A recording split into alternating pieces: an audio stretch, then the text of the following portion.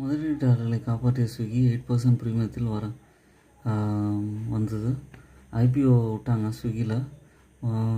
Food delivery business பண்ணுறவங்க தான் Swiggy, எல்லாருக்கும் தெரியும். ஐபிஓவில் 390 இருந்த நிலையில் சந்தையில் வரும்போது 420 ரூபாய்க்கு வர்த்தகத்தை தொடங்கியது. இது இன்னும் ஏறும்ங்கிற எக்ஸ்பெக்டேஷன் இருக்குது. கரண்ட் ப்ரைஸாக 456 ரூபா வரைக்கும் போயிருக்கு. அப்பர் சர்க்கியூட்டில் இதாக இருக்குது. மார்க்கெட் கேபிட்டல் 87,000 கோடி இருக்குது. இப்போ அப்பர் சர்க்கியூட்டில் இருந்தாலும் செல்லர்ஸ் இருக்க வாய்ப்பு இருக்குது. செல்லர்ஸ் வரும்போது நீங்கள் வாங்க ட்ரை பண்ணலாம். இது கேபிட்டல்ஸ் நல்லா இருக்குது.